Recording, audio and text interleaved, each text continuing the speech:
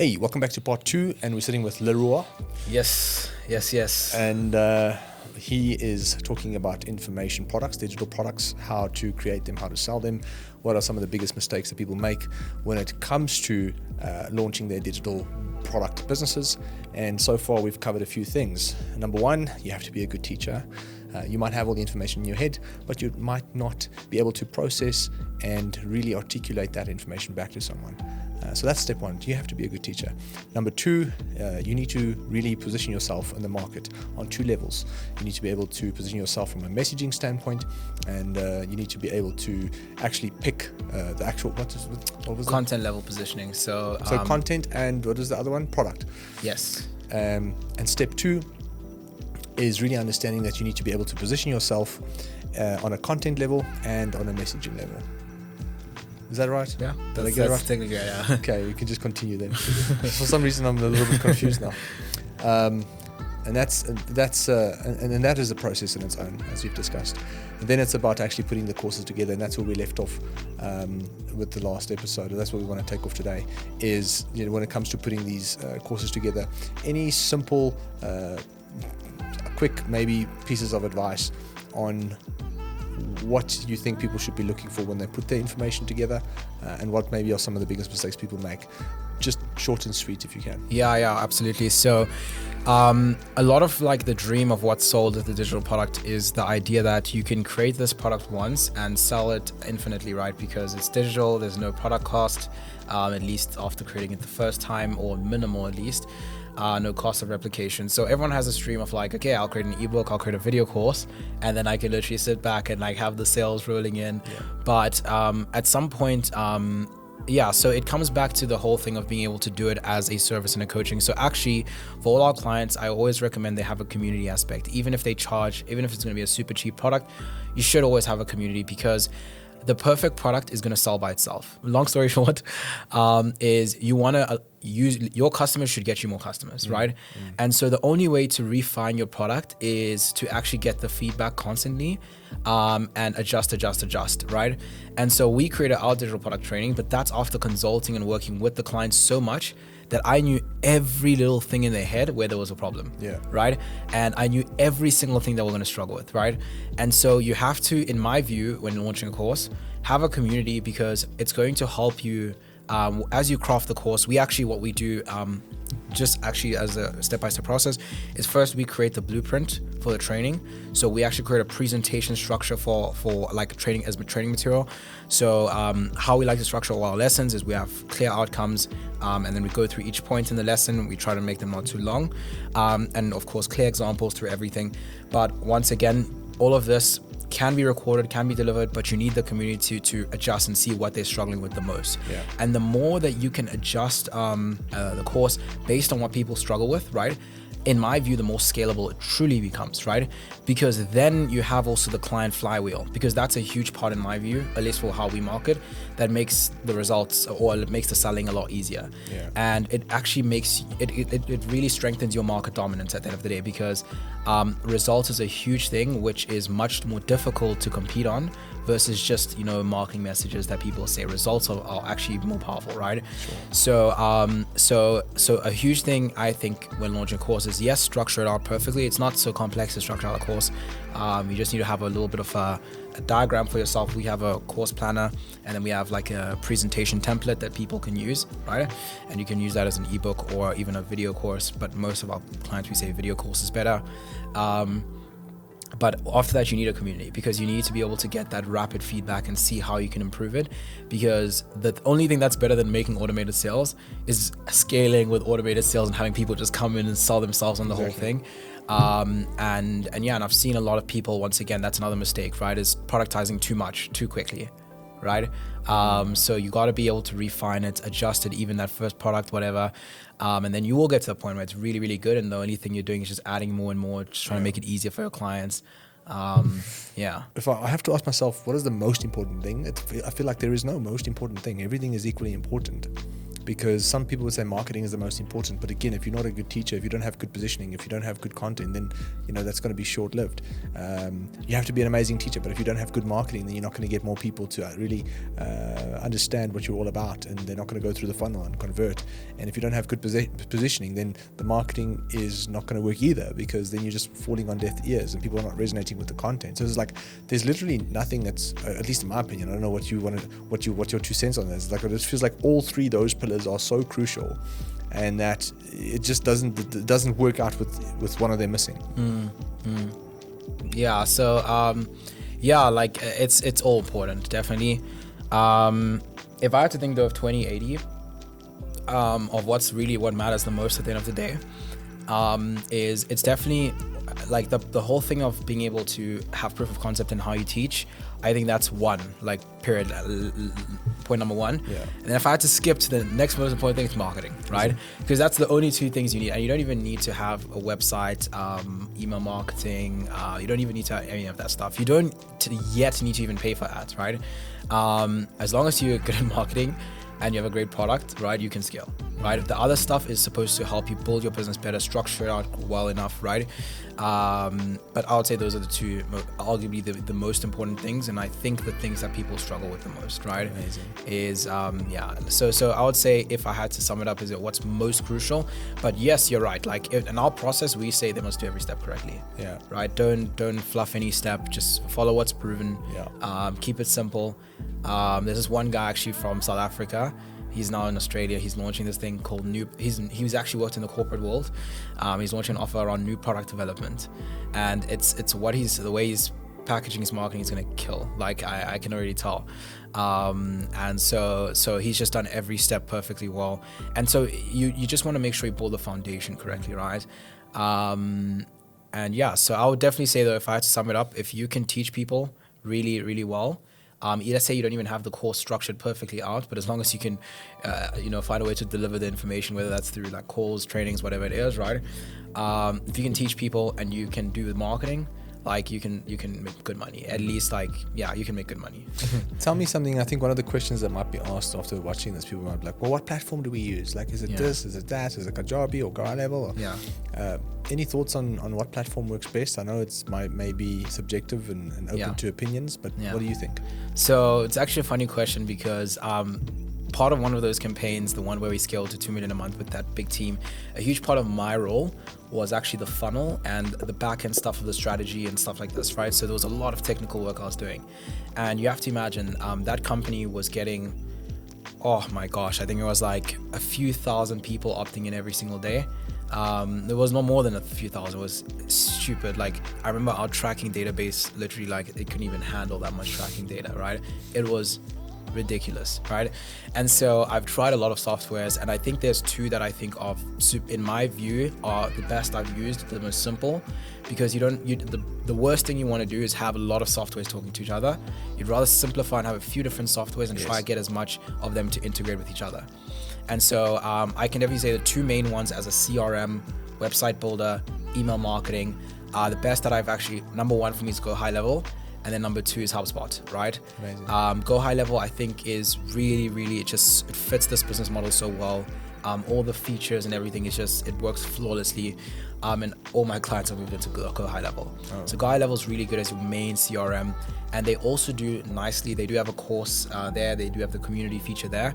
However, the one thing that we've done a little bit differently is we don't use the course hosting features there. We actually use School for the course hosting features. Nice. And the reason is because we've just found that School has become a lot more, or at least I see a huge trend in that it's going to be one of the biggest learning platforms. And so it's very much within the ecosystem for people. It's very recognizable for people. Even if you send people to like a school environment, it's very, like, that's what I'm seeing, is that a lot of people are like, it's very school, intuitive. whatever. Yeah, exactly. So it's becoming a huge learning platform. It's funny because my cousin actually, he's working with some other client, and they're like, oh no, we want to build our own server, our own platform for the site. It's like, it's completely not necessary. It doesn't give you Such more a waste of authority. money. You could spend all of that on marketing. Exactly. It doesn't give you anything actually, right? It's just like, it's a very traditional way of looking at it. But honestly, for your CRM, website builder, funnel builder, email marketing, if you want to use WhatsApp for messaging, you want to connect your social platforms, I recommend go high level. If not HubSpot, HubSpot's significantly more expensive, and I think it's like there's some features. Yeah, it's okay. Go high. I mean, HubSpot's actually pretty cool, but it's really expensive. And then School for hosting your course, and I think honestly those two things are the only things you need to build a really, really solid digital product business. Yeah, so if you had to use HubSpot, it would mainly be from a CRM point of view. I'm assuming emails and maybe building a landing page. And yeah, they actually have similar features, just that HubSpot takes it to a little bit of a deeper level. Okay, yeah. Awesome. I call it rant-worthy mistakes, right? Yeah. Like, I mean, we've spoken about like, okay, you need all of this stuff and you need to be a good teacher, but there's certain things that you just know that you kind of got to get your blood to boil. Like there's certain things on the agency level when we get a local client and they don't know how to manage the work they leads. I'm like, I want to, my blood starts boiling, because it's like, if that's like the number one thing that you need to understand on how to do well in order to squeeze out all the revenue that's sitting in the potential that's been generated in terms of leads. So my question to you is there any rant-worthy mistakes that you just get your blood boiling because you see people just make this mistake over and over from a coaching or digital product standpoint? Is there anything that comes to mind? Copying other people. Oh, really? Right? That's the most common I've seen. It's not a bad thing to copy. Actually, in fact, some of the smartest people copy, but you don't want to, you run the risk of, you need to follow the right person first of all. And you see, like, I've just seen a lot of people copy, right? And it's mostly from a marketing standpoint where I have the rant worthiness, where it's like, dude, you cannot just, copy this same person. So I think the mindset of look at what's viral, and it's mostly on the marketing side, I'd say, of creating content. Look at what's viral, then copy it, right? And put your own spin on it, actually. That's the goal. Yes, exactly. It's always the goal to put your own spin. But the thing I see a lot of people make mistakes on is the strategy comes from the wrong place, right? So copying, it's not a bad thing to do, right? It's you must model what works, in my view. But you need to understand the whole strategy. A lot of people, like, let's say, I've had clients, for example, that have come to us and they don't understand why they're not making more revenue, why they're not making less. And that's because they don't understand what they're doing, right? They're just copying blindly. And then if the market grows too fast, then the copying just dies out more and more and more, and it just doesn't work. And then the only person who benefits from the copying is the person who does it fast enough, right? Yeah, exactly. which is not an effective way to go about it in the long run, right? So I think the thing I see for, let's say, coaches in particular that are trying to now go viral on social media, they just look at videos and they copy blindly, which I think can get you to a certain point, but there's lots of flaws in it, right? And it's like you don't understand really what you're doing. And I think that's because, as you know, marketing is phase 4, something like this, right? It's phase 4 exactly. And so there's 3 phases before that where you have to understand the whole foundation, or at least positioning. And a lot of people don't understand positioning. There's one lady I'm working with. Her name's Beata. She's a mom of 2. She has a fitness offer, and she makes money like this, right? It's up, down, up, down, up, down, up, down every month, right? And it's because she doesn't have the business streamlined, so she hasn't, finalized those first 2 phases. Positioning a little bit, but it's not that much work, but not good systems, not great things, and no solid now way to reinvest and have the whole. She can't even reinvest because everything is just all over the shirt. She's modeling what works, right? So I would definitely say one huge thing is copying, or let's say blindly copying, right? So don't get me wrong, I cannot be the person to tell you don't copy, or at least model, because modeling what works is very crucial. Yeah. But be careful of going into a spiral of just copying people, trying to get views, and then because it's not the people that actually have the most views that make the most money. Hundreds. Right? That I can guarantee you for sure. Right? We have this German couple, they're making significantly more than a lot of our clients, and they have less than 2,000 followers, right? Wow. So they're not the most viral, at all. So it's all about positioning. And I think a lot of people, when they want to sell digital product, they say, this guy's a coach, this person's selling a digital product. Okay, I'm going to model their content, I'm going to do what they're doing, and I'm going to go viral. And then it never really works out. They don't even understand what's working and what's not. That's even worse, right? So that's, I think, where I can say there's a rant-worthy moment, because I've had a lot of people that have come to us, they're just confused, they don't know what's going on in their business, how to scale, and then you ask them what they do, we just model viral content. So it works to a degree, but also you need to know, you need to have the fundamentals in place, right? 100%. You need to look at it like as a business. Yeah. I think one thing I've seen is like a lot of coaches and consultants, they're so into the industry in terms of the information and the education, and they're so passionate about teaching it that they actually forget how to run a business. And some of them actually don't know how to run a business. You know, some people might be amazing at what they do, but it doesn't mean that you're going to be a business owner. Yeah. There's a big difference between a teacher and a business owner. So the first thing about selling a digital product is you have to be a good teacher, right? But most people are not good business owners. I see the same thing in the e-commerce space. It's very easy to start an online store, and it's very easy to get to 10, 20, 30 grand a month. And essentially, that business grows to 100, 200K and then fails. Why? Because the person never transitioned into being a business owner. The moment you have a business, you need to act as a business owner. Yeah. And I think 100%. my rant-worthy moment is when people don't act like business I know owners. what you mean, yeah. They just act like the ignorant, naive teenager that they were when they were 16. yeah. And I think it's a matter of understanding that with being a business owner, there's like this transition phase where you go, test, little bit of money, oh shit, now it's a business. Yeah. And then, you know what? It's funny because there's a post that you made on your page the other day, and you said that millionaires, okay, let's say small business owners are usually, I think it's like 75% emotional, 25% yeah, so small logical. business owners are 80% emotional, 20% logical. Millionaires are about 50-50, and billionaires are 80% logical, 20% emotional, if that much. Exactly, yeah. And that's the biggest difference. It's also, it's the same for us, exact same. So the clients that really scale, we're more logical. The more emotional clients always struggle. Like you can make, in our business, just as an average of the clients we've worked with very closely, that have actually got a good product and done this, you can make 4 figures per month, US dollars, right? So anywhere between $1,000 and $9,000 per month by being that person, right? Now, to scale past that, you have to start becoming more, and to get to 6 figures per month, very logical. Like you cannot be an emotional person. You can't be the person who just makes change just like this and this. You can't, right? Everything is meticulously thought out. With that one client, everything, it's quite funny because every decision, and one of the huge part of their success is their leadership and how they built a team. They actually had 80 employees for a digital product business, which is crazy, right? Because to pull that numbers, you need like client success managers. It's crazy, right? Yeah. And so leadership and being able to manage, like everything was, I remember there was one key decision on how are we going to improve basically like the conversion rate of this one key thing. And the whole company system, it was a 2-week thing. Every single person in the company at like, let's say, at a certain level and higher were involved in that decision. And we'd go back and forth between this different person, this different person, this different person, this different person. There's not one thing we tried to not miss. As far as we could take it. Let's say 70%, right? You'll never know 100%, as you also told me, right? And everything meticulously looked at, then we'd find the final conclusion, right?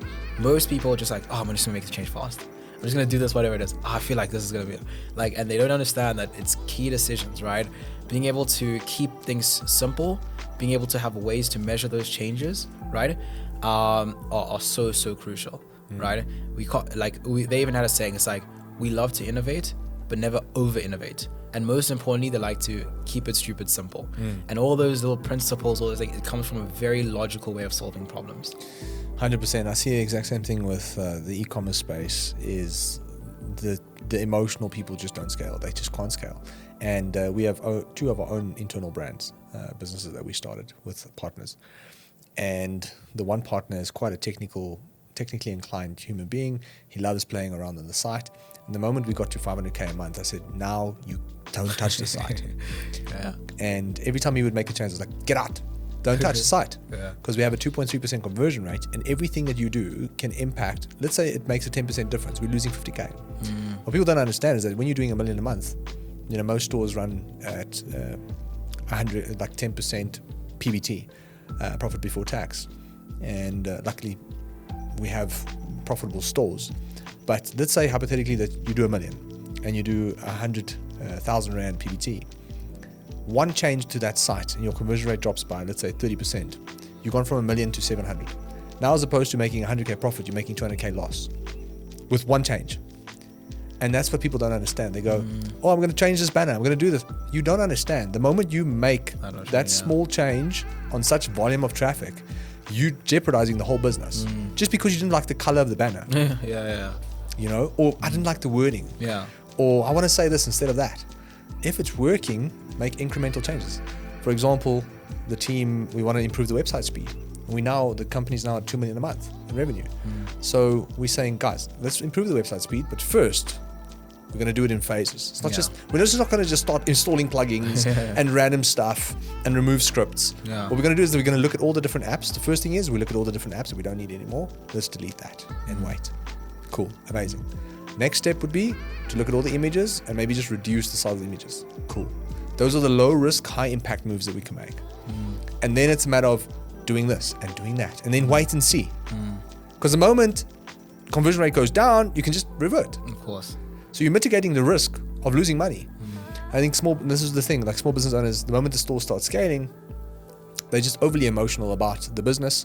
They don't know how to manage it. They never transition to being a business owner, and that's why they fail. And I think it's the exact same thing with coaches and consultants. 100%, man. 100%. That's the exact same thing, man. The exact same thing.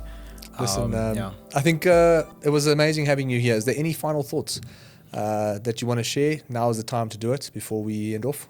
Yeah, I think that's pretty much that. You guys know my marketing message is like, I think everybody who has something that can be productized, is not everything can unfortunately be productized, but I honestly think that every single person should find a way of building some form of digital real estate, even if it influences your service business and you really just use it as a way to get more clients. I think it's one of the, right now, I think it's crazy how lucrative it is. And I think one thing which I've just noticed is that a lot of people are very, against showing their face, right? And one of the things that Warren Buffett always says, he speaks about timing and when to enter a certain market. And so what might be unconventional today will not be unconventional in 10, 20 years, 30 years from now. And in maybe 10, 20, 30 years from now, it might be like, I can show my face, whatever it is. But the opportunity is gone. And so that's just part of the timing, the game of the timing. And I think that the more people that come onto it are able to crush it, and they get to benefit the most. But anyways, those are just two things which I always have when I speak to a lot of people. But yeah. Love it, man. I really appreciate you coming through. Much love to you, and thanks for adding the value. Awesome. Thanks so much, man. Cheers, guys. Have a good one. Bye.